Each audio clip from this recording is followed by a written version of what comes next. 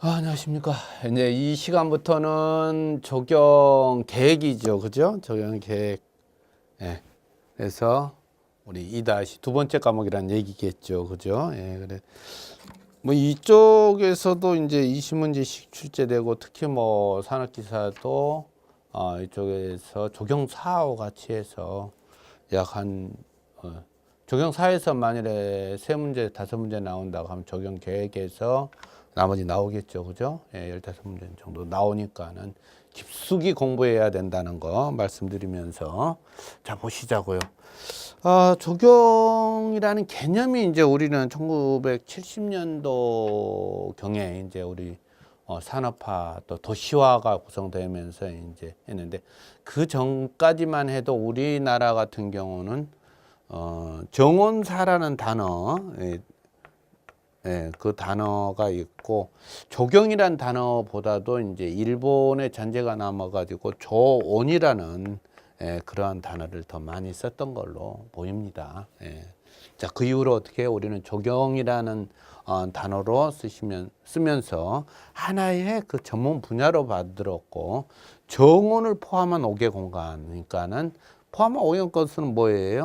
이제 대표적인 게 이제 공원이 들 수가 있었겠죠. 그죠? 공원을 이제 만들기 시작하고, 그러니까 시공하고 관리하는 그러한 형태. 그 다음에 이제 뭐 유락 시설 해가지고 뭐 골프장도 될 수도 있고, 야영장도 될 수 있고, 모두 지금 우리에게 해당되고, 우리가 관리한다. 이렇게 보시면 될 것 같아요. 예, 그렇죠. 그 다음에 건축 분야의 그 하나가 되겠죠. 그죠? 그래서 우리나라 건설부에서는 적용 설계 기준을 75년도에 이제, 만들었고, 적용은 하가하고 만들어내는 하나의 그림과는 확연히 다른 것이고, 인간이 이용하는 모든 5개 공간을, 이용하는 공간하고, 그 다음에 토지를 이용 개발 창조하는데 기능적이고 경제적이면 시각적으로 그 다음에 환경을 조성하고 보존하는 그러한 생태적 예술성을 띤 종합과학이라고 볼 수 있다. 이렇게 해서 적용에 대한 정의가 그래서 예술성이 있어야 되고 과학적이어야 되면 실용성이 있어야 된다. 이렇게 보시면 될 것 같아요. 자, 그 다음에 보시자면은 이 적용이란 단어를 이제 제일 먼저 사용했던 사람은 이제 옴스테드죠. 그래서 랜드스케이프 아키텍처 해가지고 저기 뭐야 하나의 건축 분야의 하나로 보고 전문 직업으로 이제 했던 것이 바로 시카고 박람회 이후에 이제 이 옴스테드의 정의라고 보시면 될 것 같아요. 그래서 자연과 인간에게 봉사하는 분야다. 아주 너무 그 정확한 단어로 압축이 되어 있는 거죠. 그죠? 우리가 공원을 만들어서 인간에게 운동장을 만들어주고 산책길을 만들어주는 것이 바로 인간에게 봉사하는 것이고, 또 어떻게 해요? 수목을 살려야 되고, 그렇죠? 자연 경관을 그대로 이용을 해야 되고, 건강하게 자랄 수 있게끔 해야 되고 하는 것은 자연에 대한 것이죠. 그래서 이 두 분야, 자연하고 인간에게 봉사하는 분야가 바로 뭐다? 우리는 적용이다. 이렇게 생각하시면 될 것 같아요.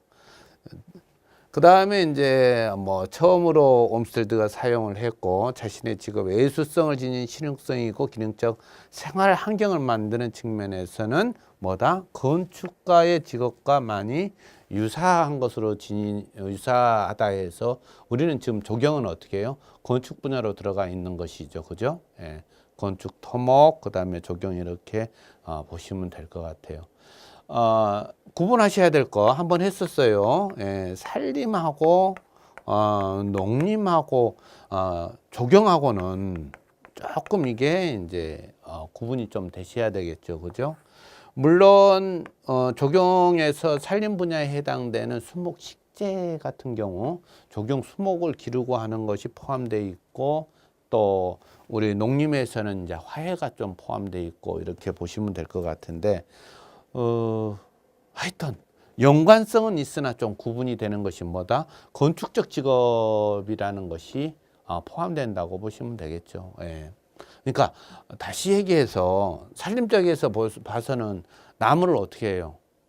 그거 이쁘게 뭐 이렇게 안 죽고 키우게 하면 된다고 한다 하면은 우리는 어떻게 예쁘게 길러가지고 누구에게 인간이 보는 입장에서 봤을 때는 인간이 스트레스를 받지 않고 행복하게 보일 수 있게끔 기르는 것이거든요. 그죠? 그러니까 수목을 밀식을 해서라도 여기가 저기 뭐야 녹음이 됐으면 좋겠다 하면은 그것은 종원에 해당되고 살림은 어떻게 해요? 이것을 나무를 건전하게 키우려고 하면은 어느 정도 간격을 유지시켜 줘야 되는 그러한 관점이 있겠죠. 그죠? 생태계라든가 이런 것이 둘이 겸비된 것은 이제 뭐 생태계 복원이나 이런 것은 같이 이렇게 돼 있다고 보시면 될 것 같아요. 아, 너무 길어졌어요.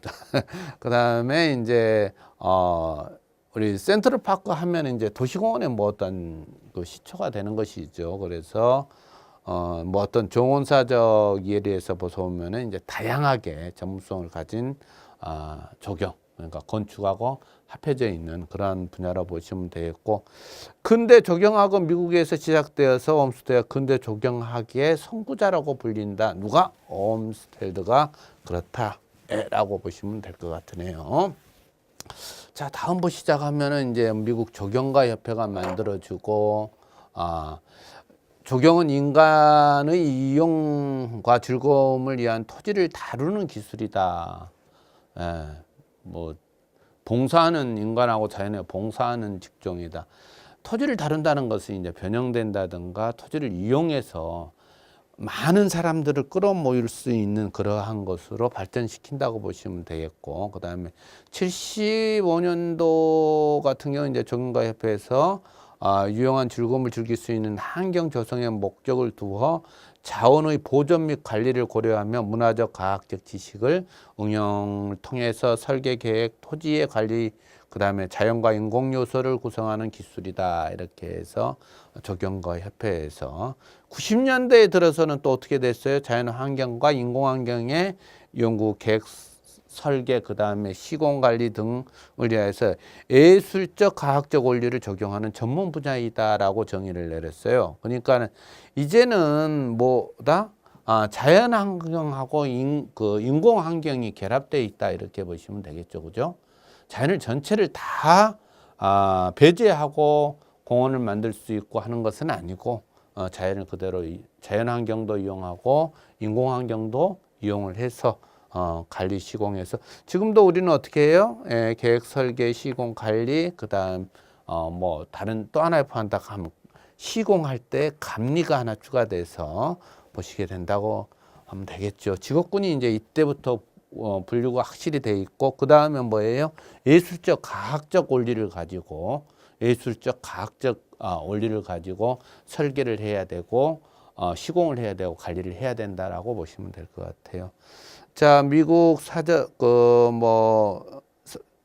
대학 사전에 보면 이제 적용은 미적이고 또는 긍정적인 효과를 얻기 위해서 경관 가로 도로변 가로라고 그러죠. 건물에 조성되는 한다 이렇게 보시면 되겠고 그 다음에 맥하그란 사람은 적용 분야에서 생태적 사고와 그 다음 이론을 접목하였다 이렇게 보시면 될 것 같아요. 예. 자, 그 다음 보시자면은 다음에 보실 건 이제 조경가의 역할이죠. 조경가의 자격을 보시자면은 자연 원리를 이해하지 않고서 계획을 세울 수는 없어요, 그죠? 예. 그 자연의 원리라면 우리 제일 기본적인 것으로 본다 하면은 뭐예요? 수목이 어떻게 사는가, 그죠? 그 다음에 우리가 어떻게 다니는가, 우리 인간들이 어떻게 다니는가. 빠른 길을 좋아하겠죠, 그죠? 산책하려고 나왔는데 빠른 길만 만들어 놓으면 또 안 되겠죠, 그죠? 그러니까 목적, 그 다음에 자연 원리를 이해하고 계획을 세울 수 있어야 된다고 보시면 될 것 같아요. 저 수목을 식재할 때도 식재 계획을 세울 때도 어떻게 해요? 상록수하고 낙엽수하고의 어느 정도 비율로 심을 것인가, 어느 곳에 있어야 맞는가, 이러한 자연적 원리를 꼭 기억을 하셔야 되겠죠. 그 다음에 예술적 재능을 갖춘 창조적으로 발휘할 수 있어야 된다. 이것은 어떻게 보면은 자기중심, 자기만족 이런 것이 뒤따를 수도 있겠지만은 예술성이 없으면은 그만큼 뭐예요? 흥미감이 적어진다고 보시면 되겠어요. 그런데 우리 조경하시는 분들은, 설계하시는 분들은 대부분 보면은 기본적인 개념이 있으세요. 뭐냐? 우리가 그 뭐였어요? 계절감을 느끼게 한다. 바로 예술성으로 보시면 되겠죠, 그죠? 예. 또 높낮이 조정을 한다든가 뭐 이런 것에 있어서 크게 나는 예술을 여기다가 집어넣어야 되겠다는 자기 그 뭐 중심적인 사고 방식보다도 모두가 이해할 수 있는 그런 편안한 예술성을 집어넣었으면 좋겠고, 그 다음에 필요한 각종 재료를 다룰 수 있어야 된다. 그래서 우리는 무엇을 배워요? 나중에 가서 이제 뭐 우리 재료 보면은 뭐 시멘트, 뭐 목재 이런 것도 다 나오죠. 왜? 우리 조경 요소니까. 퍼골로를 만드는데 목재로 만들거든요. 그럼 목재를 다루지 못한다고 하면 그거 어떻게 해요? 우리가 시공하느냐? 시공은 않더라도 수리 관리는 해야 될 거 아니에요. 시공업체가 와서 한다고 해가지고 조경이 손을 떼는 것은 아니죠. 그러니까 참조하시고, 그 다음에 식물의 생리 생태, 그 다음에 형태 재배 관리를 할 수 있어야 되고, 풍부한 경험으로 적재적소에 이제 설계할 수 있어야 되고, 그 다음에 상대방의 심리를 파악할 수 있어야 된다. 그죠? 예. 만약에 전원주택을 설계를 한다라고 하면은 거기에 입주자의 그 심리를 파악할 수 있어야 되고, 또 어린이 공원을 만든다 하면은 우리 꼬맹이 어린이의 입장을 생각할 수 있어야 된다. 이렇게 보시면 될 것 같아요. 역할에 대해서 나훈인이라는 사람은 이렇게 얘기를 했어요. 토지의 계획 평가에서는 토지를 그 체계적 평가와 그에 대하여서 용도상 적합한 능력 판단을 하고, 개발이나 토지 이용에서 분배 계획, 그 다음에 고속도로 위치를 결정하고 레크레이션의 그 시설을 개발해야 된다. 다음 보시자 가면은 나훈이가 얘기한 거죠. 단지 계획에서는 단지 그 대지의 분석을 종합하여 이용자의 분석을 통해서 자연 요소와 시설물 기능적으로 대지의 특성을 맞춰 배치해야 된다. 기본적으로 그렇죠. 예. 요만큼의 땅이 있는데 이걸 무엇을 만들 것인가 결정을 해야 될 것이고, 그 다음에 접근로는 어디에 있는 것인가로 또 찾아야 될 것이고, 그 다음에 나중에 가서 어디에 무엇을 배치할 것인가를 대지의 특성에 맞춰서 해야 된다. 이렇게 보시면 되겠죠. 그죠? 예. 그 다음에 설계에서는 이제 뭐 식재. 그렇죠. 우리 수목 식재하는 거 아주 중요시하고 너무 간단하게 생각하면 안 되죠. 식재 포장, 계당, 그 다음에 분수 등은, 분수라는 단어보다도 이제 우리는 수경이라고 해야 되겠죠. 그렇죠. 물을 어떻게 이용을 해서 편안한 감을 줄 수 있겠는가 등은 한정된 문제를 해결할 수 있어야 되고, 구성 요소, 재료, 수목 등을 선정하면서 시공을 위해서 세부적인 설계를 발전시켜야 된다. 그래서 지금 보면 어떤 계획을 세우고, 그죠? 그 다음에 어떻게 해요? 기본 설계를 하고 시공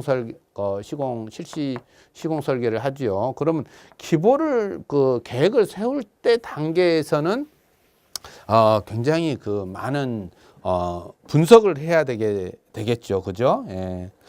자, 그 다음에 보시자면은 이제 이 절에 보면은 우리 이제 그 기능별 구분 대상이 되는 것은, 정원은 뭐 주택 정원, 아파트 정원에서 우리 주거지에 관한 정원에다 학교 정원, 그다음 오피스텔, 옥상 정원, 실내 정원, 뭐 여기에 이제 공장 정원도 들어갈 수 있고, 이렇게 어느 단체 그룹이 생활할 수 있고 이용할 수 있는 것을 우리는 정원이라고 그렇게 얘기하고, 그 다음에 공원으로 본다 하면은 공원은 여러 사람이 모두가 해서 그 이용할 수 있는 것으로 보시면 되는데, 이런 것은 이제 우리 생활공원이라고 그러죠. 예, 어린이 공원이나 이제 그린공원, 우리 중앙공원, 이렇게 보시면 되겠고, 묘지공원이나 뭐 체육공원 이런 공원들은 대부분 보면은 이제 주제공원으로 이렇게 구분이 된다고 보시면 되겠어요.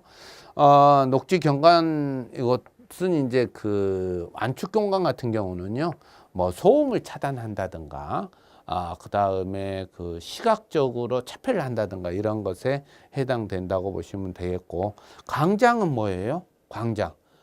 넓은 장소를 통해 가지고 여러 사람이 어떤 한 목적으로 모일 수 있는 것이 이제 강장에 해당된다고 보시면 되겠죠. 그렇죠?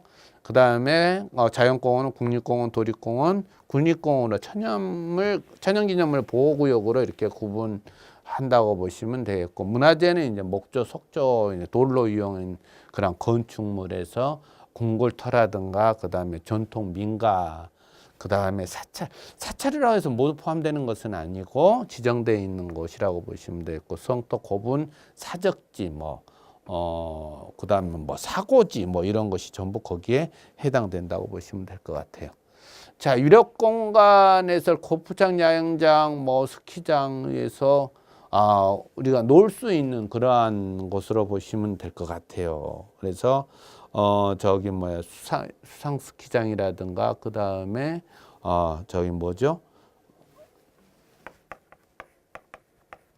알라나, 이건 저거죠? 말리나, 이건 우리 요트 경기장인가요? 예, 이런 것도 요즘 포함된다고 보시면 되겠는데, 아직 낚시터는 좀 우리가 적용해서 손댄 적이 없는 것 같아. 예. 아마 수질 오염 때문에 인가가 안 나서 그러겠죠. 그죠? 예.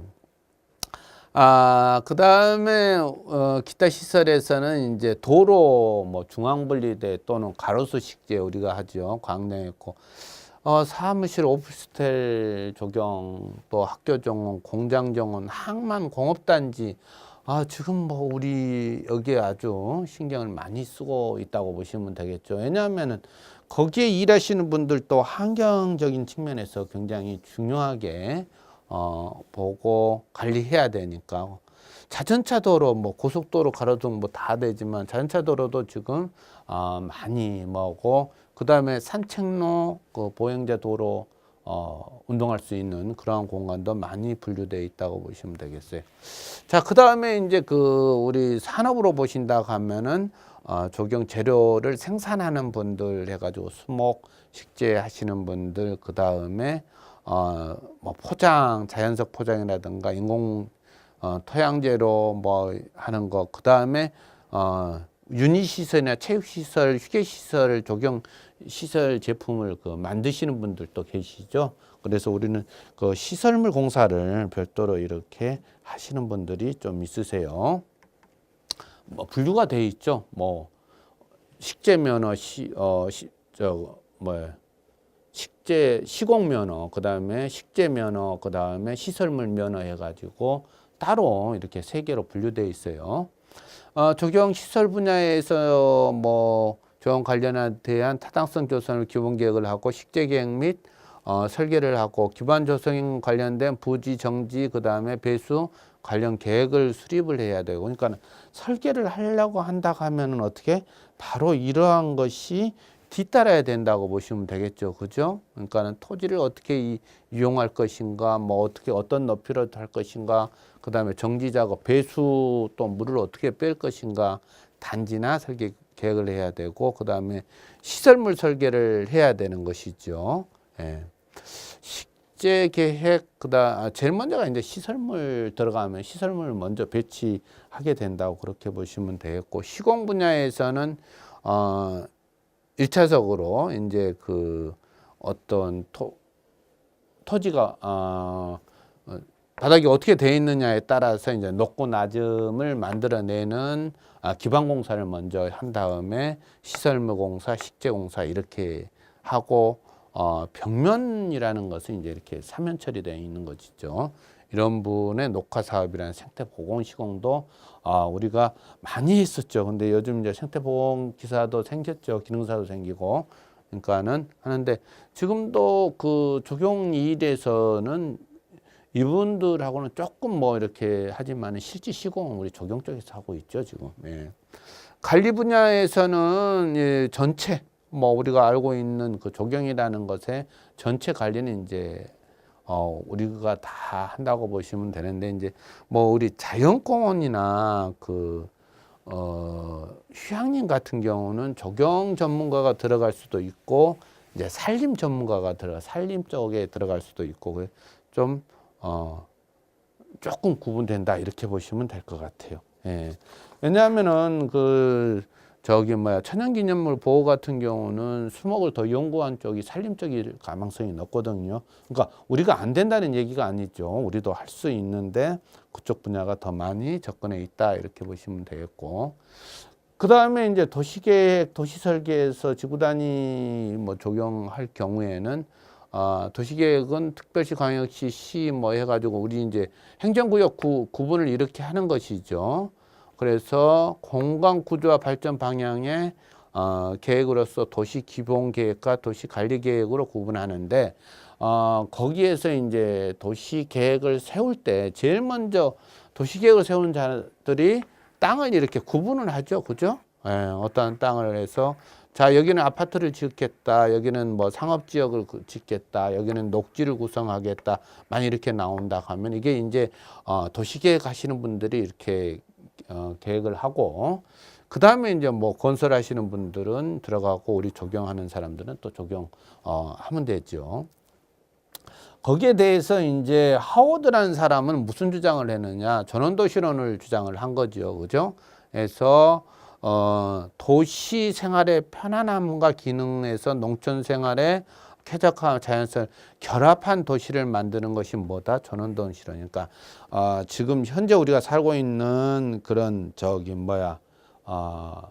공업적 도시하고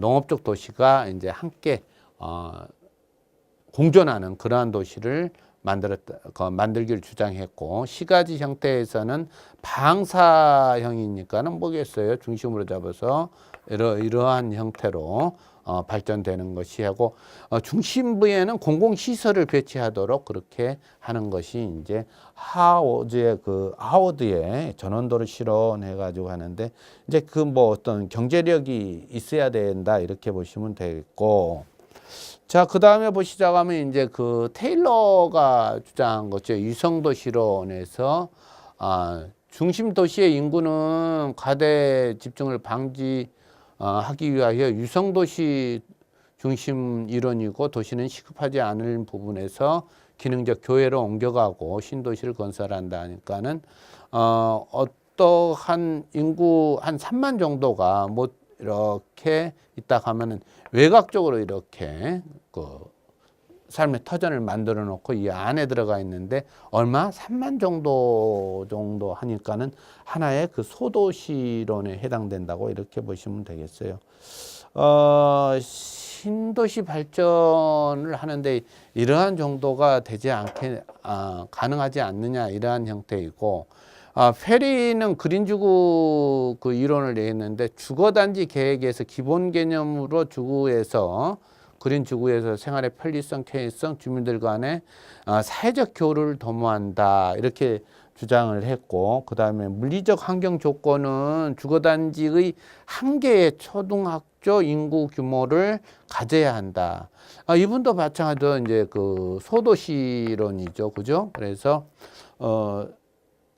지금 도시가 만들어준다 하면은 한 개의 초등학교 정도라고 한다 하면은 대충 봐서 한 개의 초등학교가 한 1000에서 2000명 정도 구성되는 그러한 도시론을 주장한 것이 이제 페리죠.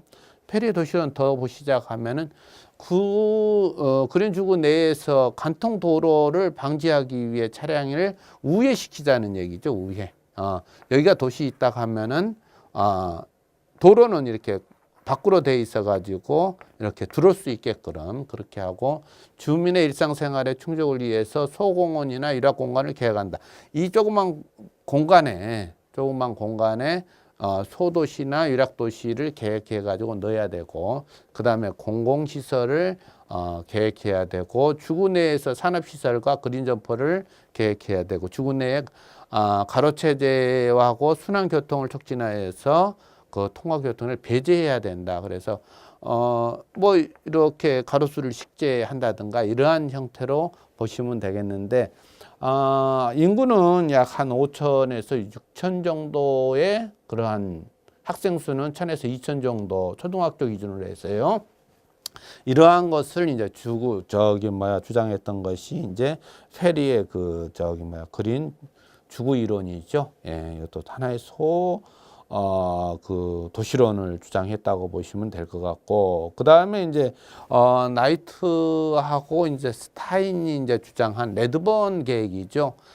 이것은 이제 그 미국의 경제공황 때 하워드의 전원도시 개념을 적용해 가지고 전원도시 건설을 했는데, 뉴저지에, 그러니까는 뉴저지는 뉴욕의 바로 옆에 있는 도시거든요. 예, 뉴저지 420 헥타르의 토지에서 인구 평창과 주거 환경 개선책으로 인구 2만 5천이 수용할 수 있는, 그 다음에 2개에서 4개 정도의 가구 하나의 블록으로 구획하고 보행자와 차량을 분류했다 해서 보시면 이제 뭐 그런 내용이겠죠, 그죠? 예, 이렇게 도시가 있다가 들어가는 입구가 있고, 이렇게 해서 차량은 이렇게 나오고, 블록 하나하나에 한 그 4개에서 이렇게 해서 한 블록을 만드는 거죠. 여기 하나 블록을 또 이렇게 해서 한 블록을 만들고, 또 여기서 이렇게 해서 한 블록을 만들고, 그렇게 기억을 해서 보행자가, 그러니까 차량은 들어왔다 나가버리게 되지만은 실제 차도는 이 안에 들어가 있기 때문에 필요한 차량 외에는 들어오지 않는다, 이렇게 보시면 될 것 같아요. 그 다음에 주택가 외곽에 간선도로가 있고 주거내에서는 쿨데사 이렇게 하고, 학교, 타운, 센터, 쇼핑센터, 유락시설이 어디 이 안에 있고 공원과 같이 보도로 연결되어 있다는 얘기죠. 지금 우리 그 소도시, 우리 그 어떠한 조금 뭐라 그럴까, 여유가 있는 땅에다가 개발을 할 때는 이러한 형태로 가신다고 보시면 될 것 같아요. 주거 중앙에는 지금 면적의 30% 이상의 이 면적에서는 뭘 만들어 놓는다? 녹지를 만든다는 얘기예요. 예, 그렇게 보시면 될 것 같으네요. 예. 그 다음에 이제 소리하고 뭐예요? 소리하고 마타가 이제 제창한 신형 도시론에서는 도시 그 생활권의 전원 생활을 동시에 구현하기 위해서 기존의 거점 도시를 연결하여 전체적으로 선형적으로 발달시키는 것을 주장을 했고, 그 다음에 이제 고트폴리트인가요? 예, 고트폴리트가 주장한 것은 신도시론 해가지고 저 누구야 언이 제창한 도시론, 고층 건물을 배경하고 낮은 그러한 것을 또 주장하신 분도 계신다고 보시면 될 것 같아요. 자, 그 다음에 이제 누코르부제는 지금 우리의 그 도시 형태를 구성하고 있는데, 이분의 주장이 이제 근데 크게 작용을 했다고 보시면 되겠죠. 이제 고층을 짓는다는 얘기죠. 높게 건물을 짓는다, 이렇게 보시면 되겠고, 근대 건축 운동의 선구자로서 기능주의의 주장을 하였고, 특히 인구 300만을 수용할 수 있는 거대 그 도시를 건립을 했고, 초고층 건물을 또는 외곽에는 이제 녹지를 형성하도록 그렇게 주장한 것이 이제 누코르부제의 주장이고, 이것은 하나의 대도시론으로 보시면 될 것 같으네요. 그죠? 예. 그 다음에 이제 도시 설계부 시작하면은, 도시 설계에서는 도시의 기능과 미가의 증진을 목적으로 도시계획에 의해서 도시계획, 시설, 그 다음에 토지 이용 등에 관한 계획, 그 다음에 건축물 등 공공시설의 유치, 규모, 형태에 관한 장기적인 종합계획을 세워야 된다라고 보시면 돼요. 근데 왜 우리가 이거 공부를 해야 되냐고 이렇게 주장하시는 분도 계시는데, 그 의미로 보시면 안 되죠. 그죠? 건축에서 도시론자가 어떻게 한다고 했어요? 땅을 이렇게 구분한다고 하면은 그 다음에 가서 건축을 하는데, 특히 이제 요즘 아파트 설계할 때 같은 경우는 우리가 적용하시는 분들이 참석해 가지고 좋은 부지를 찾을 정도로 신경 쓰는 것이 되기 때문에 적용만 할 수는 없는 거잖아요. 그죠? 예. 도시가 구성되어 있을 때 적용이 필요한 것이지, 그렇지 않고 뭐 자연 그대로 있다 하면은 우리 적용이라는 단어가 필요가 없는 것이죠. 적용과 필요가 없는 거죠. 그래서 도시 설계 대상에 있어서는 거시적이고 앞을 내다볼 수 있어야 되죠. 그다음에 전체 미시적, 즉 가까이 지금 사용할 수 있는 그러한 형태의 개별 부지 및 건축물에 이르는 물적 환경을 해야 되고, 그 다음에 도시 전체 설계에 있어서는 신도시, 신공업도시 등 도시의 윤곽, 가로망, 그 다음에 토지 이용, 뭐 가구 분할 이러한 것들이 다 포함된다고 보시면 될 것 같아요. 책에 한번 보시자고 하면은 도시 기본 계획과 그 설계와의 관계해 가지고 나와 있는 것이 있죠. 그죠? 예, 기본 계획에서는 얼마만큼 그 수량적이라든가 미래 지향적인 것이 포함되어야 되고, 설계에서는 이제 거기를 이용하는 자들이 얼마가 될 것이고 그 규모 같은 경우를 정확히 만들어서 위치라든가 이런 것을 지정해야 된다. 이래서 설계하고 계획하고 좀 구분을 하실 수 있었으면 좋겠다. 이렇게 보면 되겠네요. 그죠? 그 다음에 이제 보시자면 도시 설계 책에 보시면 이제 뭐 도시 가로망을 세워야 되고, 보행자는 어떻게 할 것인가, 차량의 흐름은 어떻게 할 것인가, 이렇게 봐야 되겠죠. 그 다음에 부분 설계에 들어가서는 광장, 몰, 그 다음에 공원 가로변의 미화, 도시 미관에 일리한 그 지구 단위 중심 지구의 개발 쇼핑센터, 그 다음에 공공문화센터, 가로시설물, 가로수 광고, 이런 것들이 어떻게 해요? 종합적으로 나타나야 되겠죠. 그래서 몰 같은 경우는 뭐예요? 우리가 산책할 수 있는 길이었어요. 그러니까는 어떠한 주거 공간하고 그 다음에 공원하고 또는 아파트 단지하고 사이에 있는 게 몰이었죠. 그죠? 예, 참조하시기 바라고, 그 다음에 상징물 설계에서는 도시의 그 시각적인 형태라든가 랜드마크, 그러니까 건물을 지금 지을 때 어떻게 건물을 지어요?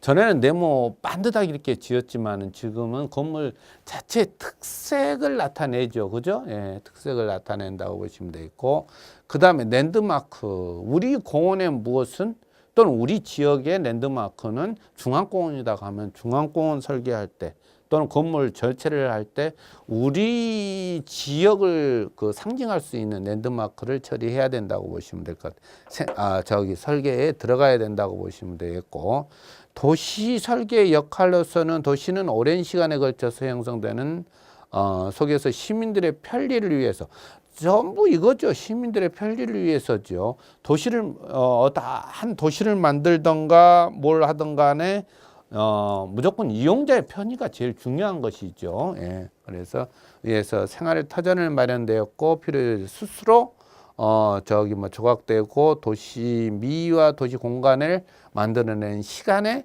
예술이다, 이렇게 보시면 될 것 같아요. 그러니까는 하루아침에 될 수 있는 것은 아니고, 그 다음에 이상주의의 도시계획안은 비현실적이고, 그 다음에 도시계획가에 의해서 수량조사, 그 다음에 도시 분석, 계획, 기능, 능력, 조화 형태가 없어서는 인간 생활의 장으로 실현 가능이 부족하다. 다시 말해서 이용자가 이용하는데 불편을 느낀다든가 그렇다고 하면은 현실적으로 불가능하다라고 보시면 되겠고, 미시적인 것은 어떻게 한다? 가까이 볼 수 있게끔 가까운 시점, 지금 현 시점을 보시면 되겠죠. 수량적, 조작적 도시계획안에 모두 결합되어 있어야 되고, 계획과 설계를 통하여 구체적인 방법이 모색이 필요하고 강하게 대두된다. 그래서 미시적, 형태적 조작. 그 다음에 도시 설계자가 가져야 될 문제점, 현실적인 문제, 도시공간에 전부 설계하는 자가 하는 문제이고, 타당성, 소수의 그 의지적 설계자가 인간장으로 적합한 평화화하는 문제. 그 다음에 설계 건립에서는 건축물을 설계에 임하는 자가 건축가와의 관계가 있는데, 도시를 설계를 할 때 다시 말씀드리지만은 설계하는 자가 야 그냥 여기 이렇게 나눠놨으니까 여기다 건물 지어, 이거가 아니라 전체적인 지구 계획을 봐야 된다는 얘기죠. 그죠? 예. 그리고 그러면 여기는 전부 이렇게 건물 짓고 저기 동떨어서 여기다 공원 하나 만들어, 이것은 아니 된다는 얘기죠. 그래서 건축물하고 건축하고 임의적으로 할 게 아니라 전체 설계, 도시 계획 설계를 만들어야 된다, 이렇게 보시면 될 것 같아요. 그 다음에 도시 설계가 가지는 지구 단위 계획. 지구 단위 계획은 이제 이것은 이제 법률에 의해 가지고 토지 이용을 어떻게 할 것인가 그것을 체계적으로 잡는다고 이렇게 보시면 되겠고, 지구단위 계획 수립은 주기당은 도시의 정비, 관리, 보존, 개발의 지구단위 계획을 지정 목적으로 하고, 거기에는 주거지역, 산업, 유통지역, 관광, 휴양, 복합, 그 다음에 지구단위 계획의 중심 기능에 해당되고 해당 용도의 특성을 살려야 되고, 그 밖에는 이제 대통령령으로 정해져 있다 이렇게 보시면 될 것 같아요. 이 얘기는 뭐냐면은 지금 우리가 뭐 어디 가면은 여기는 항만 시설이다, 여기는 산업단지다, 뭐 이렇게 해서 하고, 여기는 주거시설이다 이렇게 해서 구분하는 것을 우리는 지구단위 계획이라고 보시면 될 것 같으네요. 예, 그 다음 보시자 가면은 환경 적용 계획이죠. 우리가 이제 살면서 환경을 배제하고는 살 수가 없는 것이죠. 그러면 쾌적한 환경을 만들기 위해서는 어떻게 해야 된다? 인간의 여러 가지 방법으로 인지하고 경험하고 반응하는 외계적, 즉 우리를 둘러싸고 있는 모든 요소를 바로 환경이라고 그러는 것이죠. 그죠? 예. 자, 여기에 지금 큰 건물이 이렇게 있는 것도, 여기에 큰 나무가 있는 것도 전부 우리에게는 하나의 환경이 해당되는다 이렇게 보시면 되겠고, 이러한 환경에는 물리적 환경하고 자연적 환경, 자 물리적 환경, 자연적 환경으로 이렇게 구분된다고 보시면 되겠고, 인공적인 환경, 어떠한 도시에 여기에 공원을 이렇게 만들어서 나무를 심었다 하면 인공적 환경이 되는 거죠. 사회적 환경은 물리적 환경하고 결부가 되어 있다, 이렇게 보시면 되겠어요. 단어로 아마 이건 찾으실 수 있을 것 같고, 적용 계획에 있어서는 개념은 자연 자원을 이해하고 적절히 활용하고 여가 공간을 제공하고 모든 용도의 토지를 합리적으로 사용할 수 있어야 된다는 얘기죠. 자, 이만큼 토지는 뭐 버려둬야 된다는 게 아니고, 종합적인 계획에서 모든 토지를 합리적으로 사용할 수 있게끔 해야 되고, 나아가 환경 문제를 전반적으로 걸쳐서 문제 해결의 그 목표를 세워야 된다. 예. 공원을 만든다 하면은, 중앙공원을 만든다 하면은 우리는 그 토지 내를 적극적으로 활용할 수 있어야 되겠죠. 그죠? 그 다음에 거기서 나오는 어떤 쓰레기나 이런 것을 어떻게 해야 된다? 전반적으로 해결할 문제를 또 가져야 된다. 뭐 하수도도 만들어야 되겠고, 우수 내려오는 거 그것도 처리해야 되고, 어떠한 단면적으로 봤을 때 이렇게 보인다는 얘기죠. 근데 계획을 할 때는 도시계획이라든가 공원계획이라든가 미시적, 그 다음에 거시적인 것을 꼭 봐야 되겠죠. 이번에 보시자면 계획은 일반적인 과정, 그 다음에 목표와 목적 설정, 그 다음에 기준, 방침 모색, 대안, 작성, 평가, 그 다음에 최종 결정을 내린다라고 보시면 되겠어요. 자, 이곳에다가 공원을 만들자, 아니 이 용도는 공원이 만드는 게 아니라 상업단지를 만들자, 이러한 것을 먼저 결정을 하고 목표를 설정하고, 그 다음에 기본 기준이 되는 방침을 모색을 해야 되겠죠. 자, 산업지역을 만든다 하면 어떠한 산업지역을 만들 것인가? 공장형 아파트를 만들 것인가? 아니면은 쇼핑센터를 만들 것인가? 뭐 어떤 기준이 나오겠죠. 우리는 공원을 만들 때 어린이 공원을 만들 것인가, 그린 공원을 만들 것인가, 이러한 것이 돼서 최종안으로 시행안이 나와야 된다 이렇게 보시면 될 것 같으네요.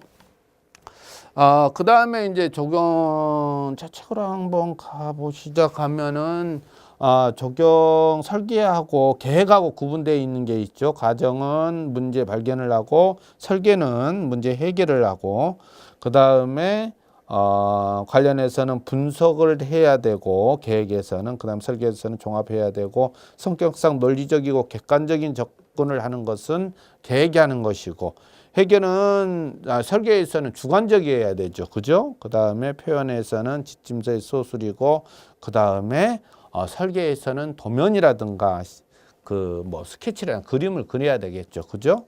그 다음에 방법론에 있어서는 체계적 일반적인 논이 이제 계획에 해당된다 하면은 일반성은 없고 다양한 방법론만 있다. 그 다음에 특징으로 봐서는 교육에 의해서 숙달 기능이 해야 되지만은 우리 설계에서는 개인의 능력이나 노력이라든가 그 다음에 경험, 체험 이런 것이 들어갈 수 있고 종합적으로 봤을 때 계획은 합리적인 사고 그 다음에 설계는 창조적인 구상으로 보시면 되겠죠. 그죠? 예. 절대 이 설계하는 데 있어서 뭐 모방이 안 된다 하지만 모방도 있을 수 있지만 창조적인 게 들어가지 않는다 하면은 설계의 의미가 없다 이렇게 보시면 되겠어요. 자, 설계 방법론 해가지고 설계는 계획에 의해서 창조된 공간을 구현하는 작업으로 구체적인 그 프로젝트를 발전시키는 데 있어서 컴퓨터 그래픽과 기업 표시법 등을 많이 사용한다 해서 우리 설계할 때 뭐 캐드 사용한다든가 그다음에 수목 표현할 때 뭐 기업법을 사용을 하는 것이죠. 자, 여기까지가 우리 조경 계획의 첫 강의였습니다. 자, 수고하셨습니다.